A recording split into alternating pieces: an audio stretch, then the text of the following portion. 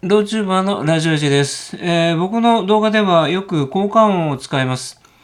で、その効果音っていうのは普通は、編集の過程で入れるものなんですけれども、僕の動画はご存知のように、ライブ形式で無編集です。で、そのライブ形式の無編集の動画にどうやって効果音を入れているのか、全く質問がありません。ありませんが、ちょっとお答えしようと思います。まあね、質問がないのにやるってどうなんだろうっていうね。これがですね、その、サウンドエフェクト SE プレイヤーっていうね、ソフトなんですけど、それの開発画面なんですが、僕がこう作っております。こんな感じで作っておりましてですね。これを、開始ボタンを押しますと、サウンドプレイヤー立ち上がってまいりまして、このような画面になるわけでございますね。で、ここに、いろいろな、こういうふうな、効果音がありましてね。これクリックすると鳴ります。お化けが出る音止めてきゃ。止めてドン。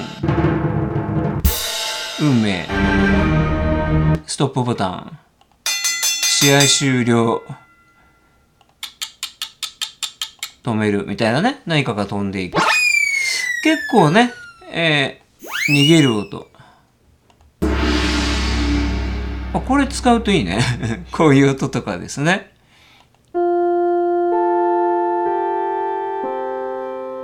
授業始まるよみたいな。こんなのがね。それからおなじみの。よろしくお願いします。みたいなものがですね、入っております。こういうふうにして、順番通り何かね、鳴らしたりするためのページもあったりして、でこれ、どんなプログラムコードで書かれているかっていうと、これがプログラムコードなんです。ちょっと見にくいと思うんですけど、こんな感じで、単純にね、音を呼び出すだけのプログラムがボタンに紐付けられて書かれているということでね。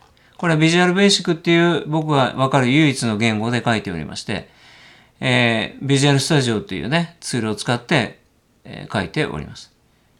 ティンパニーのロールだったり、止めてドンとかね、書いてありますけど、こんな感じのコードで書いていると。そんだけ。質問ないんだけどね。どうやって効果音を入れてるんですか？聞けよ。ということで、効果音のプログラム。だからね、なかなかこう、ポン出しするのと難しいんだよね。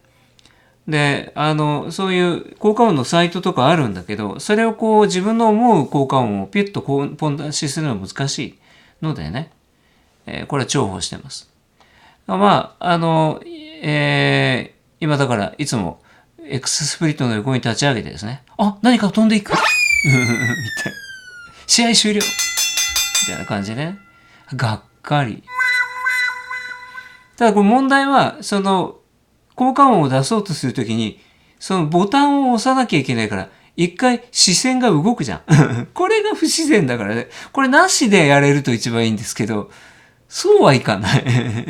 だから、使う順番が決まってればね、その通りプログラムしとくっていう手もあるんですけど、使う順番決まってないんでね。